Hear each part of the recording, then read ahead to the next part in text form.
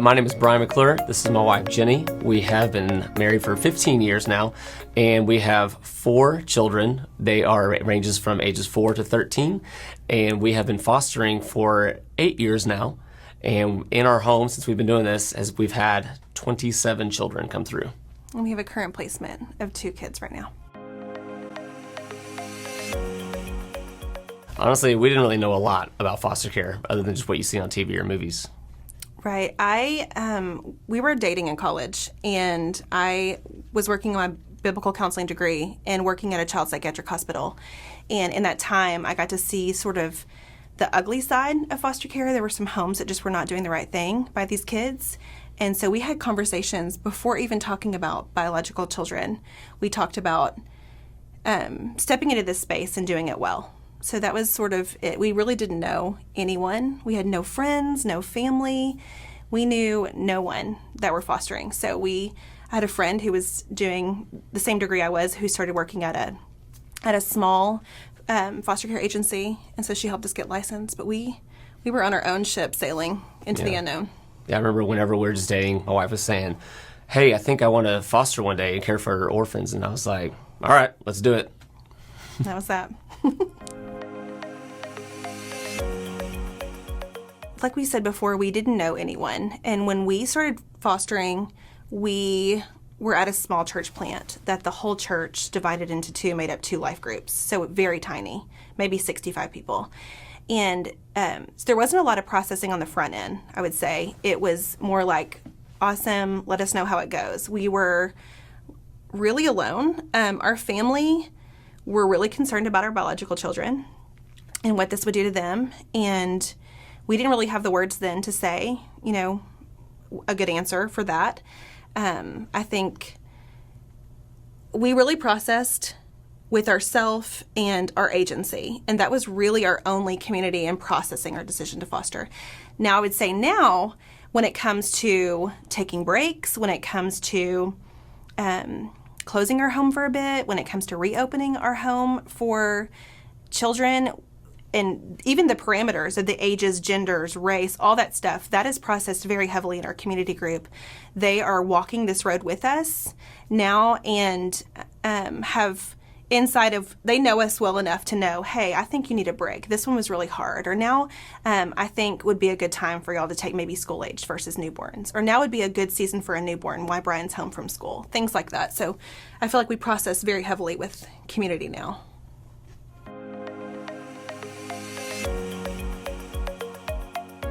The expectations we have, again, I said, just from pop culture of like, you have the orphan that runs into your arms and loves you, forever, and then you have the kid that breaks your home and steals all your stuff. Right. I think we did not know. I think we just knew what you found in movies and on TV shows. Most of what we knew about foster care we had, saw in movies or saw on TV, and we didn't know what we didn't know.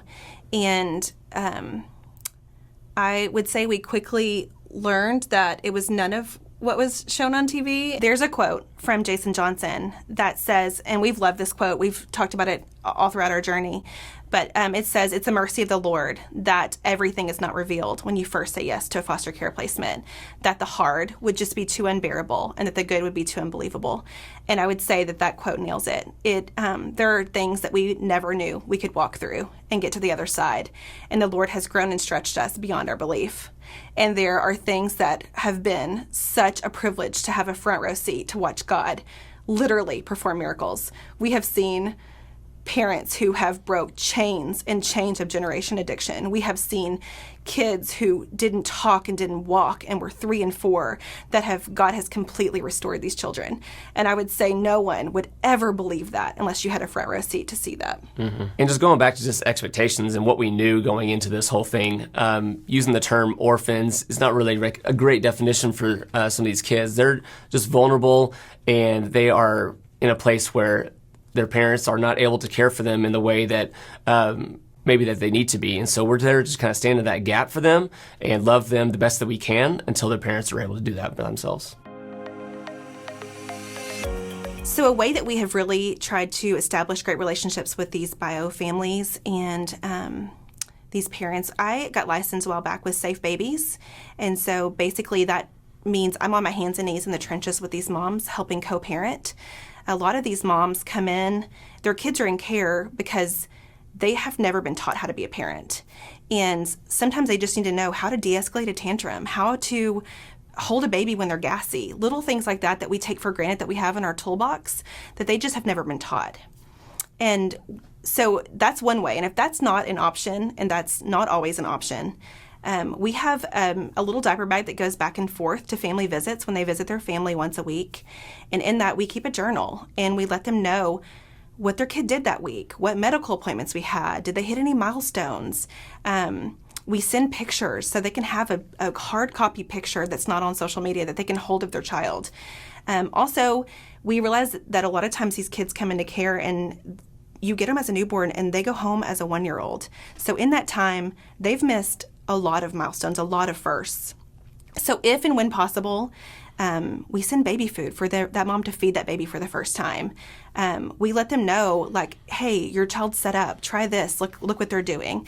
So in that book also, we let them know we're praying for them. We give scripture. We ask, is there anything specifically that I can pray for you? And then when and if possible and safe, we've set up Google Voice numbers with safe baby moms especially, where we can communicate back and forth. So when that child goes back home, I'm still in contact with that mom, helping them. So if something comes up and they're like, this bottle's not enough for this baby, we know what to do, and we can help them figure that out. And go ahead. I would say that it's been really cool just to see the conversations flow through that journal and see what Jenny has written to them on that particular day, and then see what that mom writes back. And then just the relationship that builds through that has been really, really cool. And I think it's just a really cool testament to see the relationships you can build for these families and not just be in a protector kind of situation, but we're for rebuilding these things. Right. And I think also just with that mom, and this is my passion point with foster care, but we are loving those families as much as we're loving these children in our home. Right. And if we're loving that family well enough and these kids, and we're doing that in a good way where they feel like they could turn and focus on their addiction or rebuilding their life to get their kids back, where they're not worried. Who's taking care of my kids? Are they safe? Are they being cared for? They know I'm for them. I'm not trying to take the kid out of their arms. I'm not trying to, I'm not against them. I'm on their team. Every kid that's come into our house has been from the Black community, or they've been biracial. And so we've really made it a priority to make sure that they have those examples in their life of cultural mirrors and things like that. So whether that's going to Black churches or Black VBS, or going to see a Black Santa, or going to having a Black doctor, going to a barbershop, sitting in that chair and, getting their hair done really nice and neat. And, there's things like we would take for granted and not think that it's that big of a deal. But to these kids, it is, because it's part of their normal life before they come into care, and it needs to stay part of their normal life when they're in here with us. I think we've done the work, is what I would say. The last, especially 2 years, we have really set in a place of being uncomfortable and having the voice of transracial adoptees be louder than ours, and hear what can be done to be better for these children. And that means checking our racial bias, checking our white privilege, checking where we are whitewashing a culture. And so it's more than just hair care. And we recently, heard from we are part of a pretty big agency in Dallas, and we are one of 6 families that will take Black children, which is why when he said before that all of our kids have been Black, that is because that's all we've ever gotten calls for.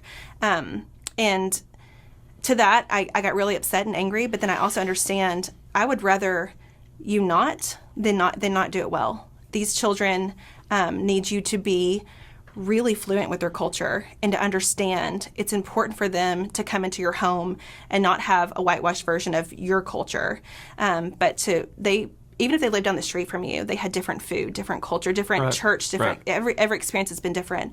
And so we've just really tried to sit and make sure that not only do they have good hair, but they are represented in everything we do. There are people that look like them sitting at our table. There are people that look like them sitting in their Sunday school class, in their school class. All those things that are so important. Foster care, just like anything else that's hard, is going to point out all the cracks that are in your life, and your sin's going to come up to the surface. We've been able to see our son become a shepherd through this, and that's been amazing. And the rest of our kids just don't know anything different. It's always been a part of their life. Right. And I would say that as far as work, and I'm able, thankfully, to stay home, but there has been times where Brian's had to leave work and had to help with appointments or help navigate, especially with our current placement where we're juggling kids with medical constant. And luckily he has an employer that's great, and that's been very helpful. We also have community and friends and other foster families that have been able to stand in that gap. And as far as, is there a cost to your biological children? We get asked that a lot. At what cost to your kids walking down this hard path? And there is a cost. I think anytime we're obedient, and there's a cost. You hold both the hard and the beautiful in one hand. Mm-hmm. And with that, I would say with our kids, when kids return home or there's a hard placement, toys are broken, there's things that happen. And in that, we get to see our kids struggle and hurt, but point them to the comforter that can, and do that in a healthy way where they're under our shepherd and our guidance, which has been a gift. A lot of times, kids, the hardest things they go through are in college, and they're away from you. They're not shepherded. They're not in your care. And so with this, we're able to walk our kids through hard roads and teach them that obedience isn't always easy with the Lord. And most of the time it's not. And then in that hard, we're able to point them in a way that honors God to the true comforter. As far as our marriage, with a new placement, you can easily become ships passing in a night. There's so much that happens when you first get a child into your home with medical appointments. If you have a baby that's staying up all night and you're just taking shifts, we luckily have had community, friends step into us and tell us we need date nights. There's respite nights, which are nights basically where churches and other organizations will put on where they'll take your kids, and they're licensed and vetted, and they can watch your foster children and usually biological for free, and biological children, which is amazing. We also have people that are signed up to be babysitters with us. You have to have a few things to background checks and CPR to be licensed to do babysitting for a foster family, and then respite is basically just long-term babysitting. So that means like overnight care for a child. So sometimes that would allow us to get away for an anniversary weekend or something like that, where someone that has been vetted by an agency could watch our kid for us. So we just try to make sure that we are checking in. We have like a Sunday, what we call a swamp meeting, where we check in, like, are we loving each other well? Mm. Are we, where are we missing it? Where are we getting it right? What do we need from each other? What can we take off each other's plates? Those meetings have been huge, and I think having community make sure that we're doing those meetings, that we're not too tired or too wore out to do those meetings, and having community say, when's the last time y'all have gone on a date? When's the last time y'all got away for a weekend? So that's really important. So when processing like what age range we were going to take, we really go back to this idea that we had when we first started fostering. We didn't want kids to get split up. That was always a really big thing for us. So much to the point where whenever we were buying a house, we even made sure that we had more rooms than we had kids, because we knew we wanted to be able to fill them up with potentially other kids. And through transition and stuff like that. And so whenever we get phone calls and they say we have, this baby, but they come with a 5-year-old, a 6-year-old, a 7-year-old brother or sister, we knew that that's not something we were not going to shy away from, because it was important for us for those kids to have that stability of having their sibling and not having even more trauma thrust upon them being separated from their brother or sister. And I think there's some stigma to an older child in care.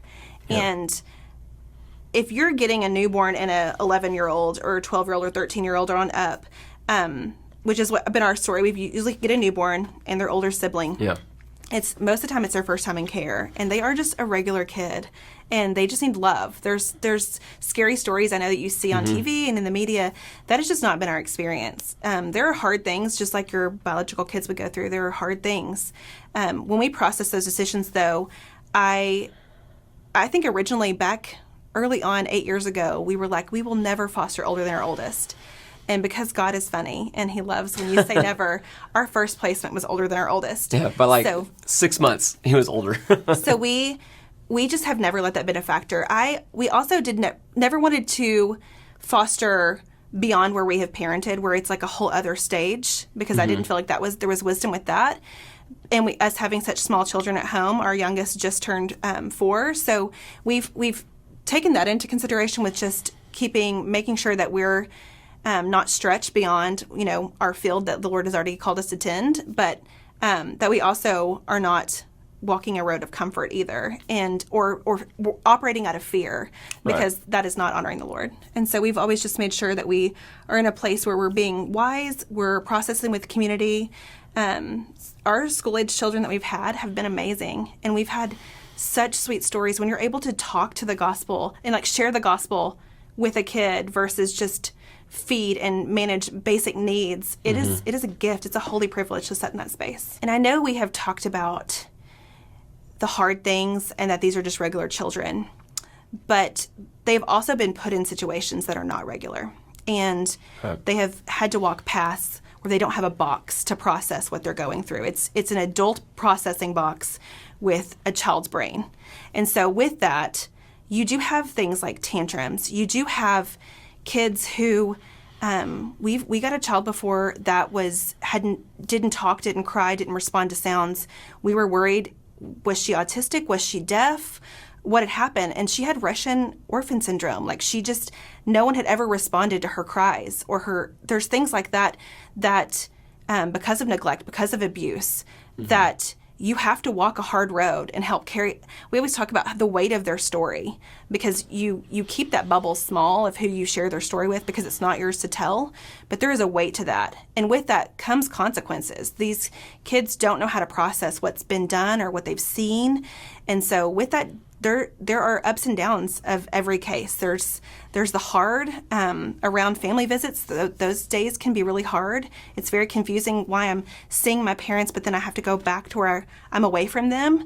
There's not a big way to share that with a 3-year-old or even 11 or 12, 13-year-old. They don't understand why I both love mom and want to be with mom, but also know that I wasn't safe. So those are just adult things to process with a kid's brain, and with that come really hard parts of their story that you have to walk with.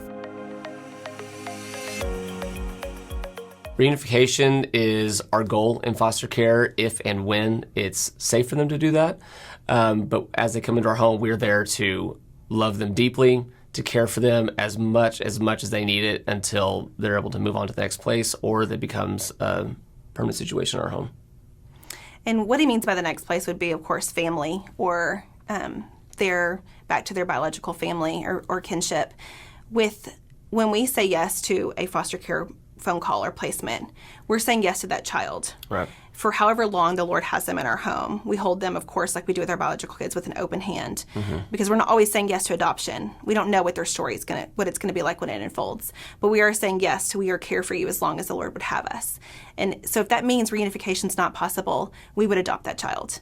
And when it comes to saying yes and no to a placement or opening back up, as far as that goes, with that, we always check in with each other. We always check in with our community group, like what. And so when we get that phone call and they ask yes or no, would you take this child? We've already had a conversation. So we are already on the same page. Now we have yes, we will definitely say yes to this. We'll have a conversation about it where it's going to stretch us a little bit, but we're okay with that. And then we have a hard no.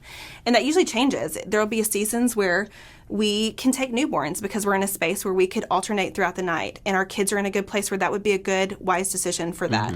There's times where we've taken school-age children because we're in a season where we couldn't care for a newborn, but we could meet the needs and our biological kids well, as far as that goes. But we had those conversations beforehand. So if we're not together, I already know. I'm usually the one that gets that phone calls because Brent's at work, but I know if I say yes, that this is a yes. And there's times also you do have a chance to say, let me call you right back. So if they call, the Holy Spirit's not on the other end of that line. You don't have to say yes. It's not, there are things that you will get calls for that will not be wise for your family to take. And that is okay. And so there's times where I will hang up that phone and I'll call Brian, and we'll process that really quickly with what little information we're given, and then make a decision as far as that goes. Yeah, and sometimes when people talk about how long will they be in placement? Do you know how long they'll be, in your home? Is it just for a minute? Is it for, a long time? We've had everything from 3 days, I think, is our shortest, just for the weekend, and then up to 3.5 years. And so it just varies as you go through, and you're kind of just at the mercy of the Lord as you go through that, but He does great things, so. different insights or advice I could give is that people always say things like, "Oh, I can never foster. I can never do what you do. You know, you're a saint or whatever." You know, they say, "Oh, I would just love them too much and I wouldn't be able to let go." And to that, I would say, then you definitely need to be fostering, right? And that when these kids leave, you're gonna be broken, right? And because you've loved them deeply, you've loved them as if they're your own children. And if you are broken when they leave, awesome. And not every case is gonna be like that, but the Lord knows your heart, and He's going to repair you and allow you to do it all over again. And that's always been the thing I've loved the most about this, is that being deep in that sadness, but then at the same time being brought back up to do it all over again, because the Lord's just been faithful with us the whole time, and it's been a wonderful ride for sure. And I would say that when a kid has left, when you get a newborn baby from the hospital and they leave your house when they're 2 or 3, there's trauma for you in that. And it is hard. It will break you. And it has been sweet to know. I had a friend tell me one time that she picked up a child at an orphanage, and the lady that had taken care of the babies at the orphanage handed her baby when she came to pick him up from this is from Ethiopia. And she said when she grabbed that baby, she looked into that mom's eyes and she could see, like, I saw someone who had mothered this child and had cared for this child. Mm-hmm. And I knew at that point right there, this was a mom who was mourning the loss of a child she had cared for, even if it was temporary, even if it was 9 months. And she said, I knew when I looked in her eyes that because she had sacrificed so much of her heart, that this kid was going to be able to love and attach well. Mm-hmm. And it is a sacrifice. And it is a holy privilege to sit in that space and to care for a child so much that when they leave, that it wrecks you. That means that you have done it well, and that it glorifies the Lord. And I think we have had to take breaks. There's been parts of our story where we've had a placement leave and we were in re-engaged to work in our marriage because we realized we did not mourn well. We were mourning separate. We had pulled apart in that. There have been times where we've paused because our kids took a removal really hard, and we had to pull back and just rehabilitate that relationship and foster until the land the Lord had already given us, work on that. We had one of our first placements. Our daughter at the time, who was our youngest at the time, she was just a baby whenever he first came in, and he and his sister came in. And by the time he left, we had already had another child through that. And so as far as they were concerned, these were their brother and sister. Mm-hmm. And so to see them leave, that was really tough to watch that on their faces. But and I would say the best advice I could give someone who's thinking about fostering or starting the process is to hop into a support group. For sure. Because you need people who can look at you in the face and say, I get it. I know what you're talking about. Can be a very lonely path if you try to do it alone. Even the best intentions of community groups and friends and family don't know what they don't know. And so sitting in a support group full of women and men that can look at you in the face and know exactly where you've been and where you're going and have wisdom for the other side is invaluable. And we do personal therapy. Like, we talk to a counselor. Mm-hmm. I think compassion fatigue is real. I think you need a place where you can dump the hard instead of carrying it all on your back. And I would say also to someone who is in this, like, what do we do? Is this for us? I've heard Bruce say, be careful as a believer not to pray yourself into paralysis. And I've seen a lot of friends say, one day we'll do that, or we're thinking about that. And I would say, start moving forward in that. And instead of sitting and waiting for God to give you an audible yes or this booming open door, open window, start moving forward and wait for Him to tell you no. That doesn't mean everybody should foster. You don't want to go into this and not love a child well, or not, right, or do it for the wrong reasons, or to heal something broken in you, or to think that you're going to fix these children or restore them. But you could wrap around a family. You could get licensed to babysit. You could bring a meal to a foster mom when they get a new placement. There are ways that you could help in this space without even directly fostering. So I would say, don't pray yourself into paralysis, and don't wait forever to step into this space, because there's so many ways that you could help, even families that are currently have said yes and thrown a yes on a table. Yeah, I think the very first thing you do, like Jenny was saying, like just by saying yes, just show up, right? And if you have someone in your community group that is fostering, or a close friend, or you happen to know a neighbor, reach out to them. What do you need? Can I cut your grass? Will that help you out? I know you have a newborn baby. You're probably not sleeping. Can I come over and just sit with your bio kids for a minute, let you take a nap? I can feed this new baby. And so, just be there. Be the hands and feet. Right. And I would say, just to bring it back to that quote by Jason Johnson, that I would tell you that it is hard. The hard sometimes is unbearable. We have had to walk through stories of kids who have experienced things that I can never, ever wrap my head around, the pain that these little kids are experiencing. But that good is unbelievable. And it is a holy privilege to have a front row seat to see the Lord do big things. And I wouldn't trade that for all the hard. We've had so many friends say, y'all have had so many hard stories that you've walked with these children. Like, not even the child being hard, but their story. And sometimes the child being hard, if we're honest. But we've walked so many paths with these kids, and we keep saying yes. We keep putting a yes on the table. Yeah. How could we not? And that is a testament to how good the good is, and how it makes every hard that you've ever endured with a child worth it. I'd say what my biggest frustration with navigating court systems and CPS and stuff is knowing that we are on the front lines. We are doing down and dirty work. We are, not only just wiping noses, obviously, but, we're holding kids' hands when they're going through some hard stuff that I never experienced in my life. My kids will probably never experience in their life. And trying to point them to the Lord and explaining what all that means, and I would just say that it's frustrating to be doing all that work and be really just championing for these kids, and you're just trying your hardest to just to love them well, and then on the court side you're just the foster parent, right? You're just taking care of these kids while we figure out what we're going to do. And it's not like that in all cases. We've had a couple where it's been pretty tough like that.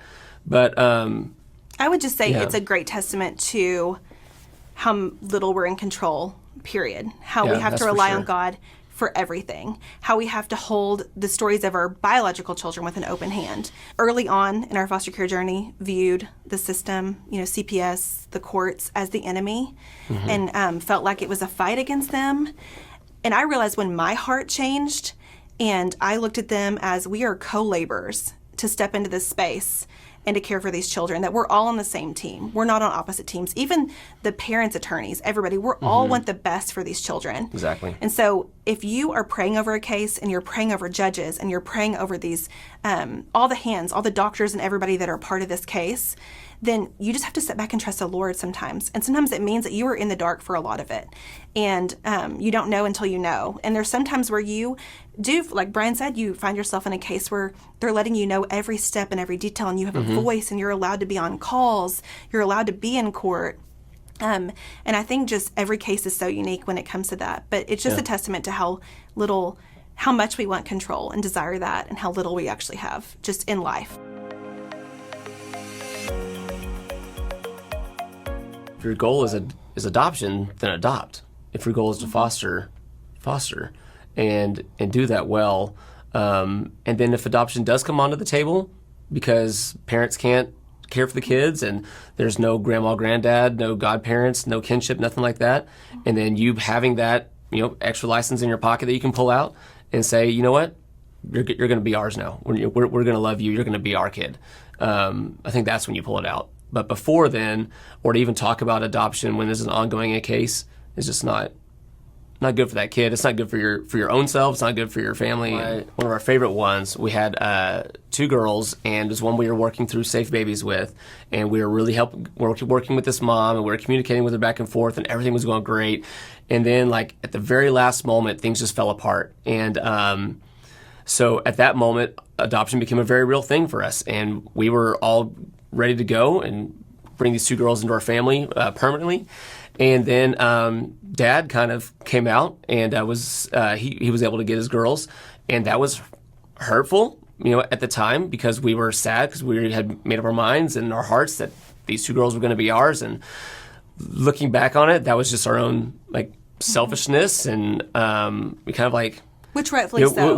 Rightfully so. We cared for them for so long. Yeah. We had them for 2 years.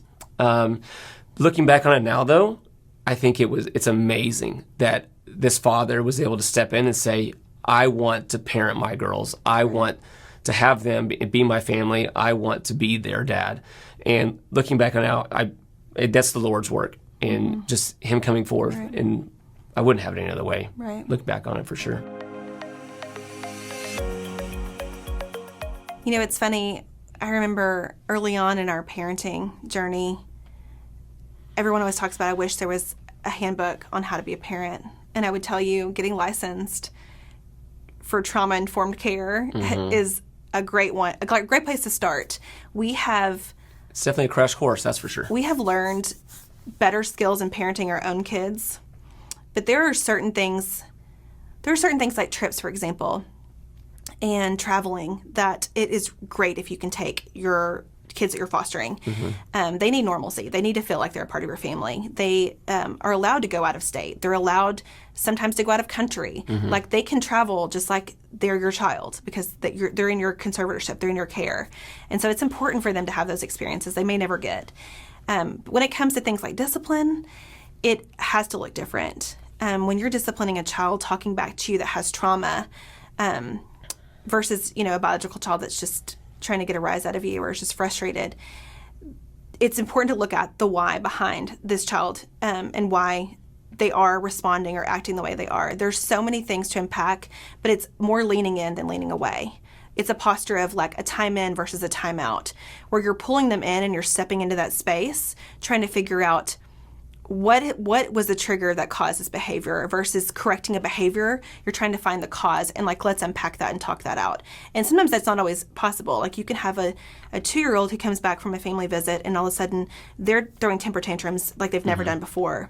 And so with that, it's not about correcting that behavior, but just sitting with them in that and reassuring them it's okay. It's okay to have these big feelings. Displaying those behaviors in a way that is safe for them and that is beneficial versus just destructive. And so that means just sometimes getting on the floor with a child who's throwing a tantrum. We've had 13-year-olds who revert back to when their trauma first started. So that means they're laying on the ground throwing a fit. And so with that, you don't tell them why what they're doing is wrong. You try to understand what's going on in their brain that was triggered for that. Like, what happened? And then sometimes it's just letting them know that it's okay. It's okay to have those feelings. It's okay to be sad. It's okay to be mad. But it looks very different. You don't discipline. You don't push a child out or send them to their room or, take away things from them when they've already had taken away so much. Sometimes it looks like you stepping in, investing more space, letting them help cook dinner with you, giving them that quality time equity that makes the big difference in those moments. Yeah, and I think that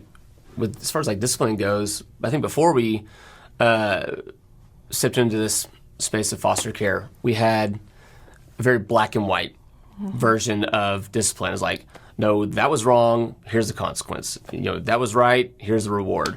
I think that through foster care, it's definitely made us a much better parent, because we now live in much more of a gray area, and learning how to, like what Jenny was saying, talking about, what's the reason why this is going on. Yes, pounding on the ground or knocking a cup off the table, that's not ideal, right?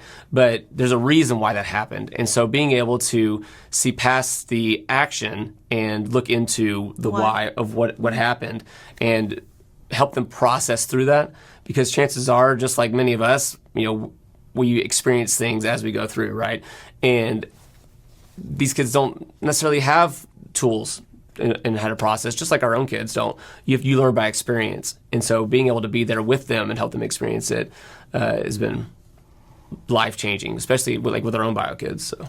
And I would say also, of course, you can't do physical discipline. Like, if you are a parent right now that does spank your child, that is something not only you can't do it to a foster child for obvious reasons. Hopefully it's obvious. Like, sometimes they come from abuse and neglect. But also, you can't do your biological kids in front of your foster kids. And that's something I think a lot of people aren't aware of. But it's important for them to not see you in a physical disciplinary role. Right. They need to know that it's a safe place to fall apart. It's a safe place to make bad decisions and make bad choices and work through some of their feelings.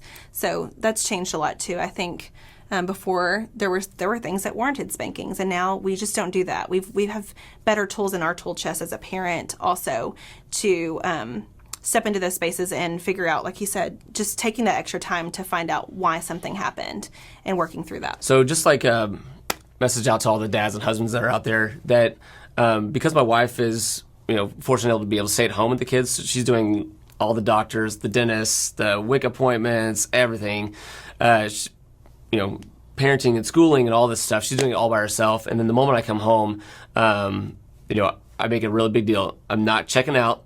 I'm not going to say, hey, I need my 5 minutes, or I'm just going to go sit in front of the TV while everybody runs around. That I'm going to take an active role in their life. And it's so important for dads to do that, especially with the kids in care, because some of them may not have had a father coming in, and they need to see what it's like for a dad to care for children, so that one day when they're a dad, that example's already been set for them, and they will be able to do the same. But it's rolling around on the floor with them, it's playing catch in the backyard, taking them to practices, it's taking the little girls to daddy-daughter dance, and you might be dancing with 2 or 3 girls at the same time, right? But that's where the beauty is, and you gotta. Kids need dads, right? And we need to be there just to teach them. It's just a dad brings a different kind of love to the table than a mom does. It's important for a husband to have an active role. It also, just as a mom who does a lot of the appointments and the phone calls and vetting all of that, it can feel very heavy and can be very isolating when you're home all day or you're sleep deprived with a newborn. And so to have Brian come home and go, what would bless you right now? Like, what could I take off your plate? Let me change this diaper. Let me take this bottle feeding. Why don't you just go take a shower, go take a bath? Has sometimes just to reset my day. Sometimes I just need like that little bit of like, tag you're it, and I can go reset, and then we can work together as a team that lasts half of the day, which has been huge. And so like Saturday, for example, Brian took our kids we're fostering to WIC and got them signed up for that. That's just a program that gives assistance to women, infants, children. It comes with kids in care under 5, and they get formula and some basic groceries, but it helps because like the baby we have right now is on a very special formula that can be very expensive, and we don't pay for it at all because of that program. But Brian was able to take them to that appointment and take it off my plate because he could go on a weekend. So things like that where he can step in and take something off of my calendar, it's been huge.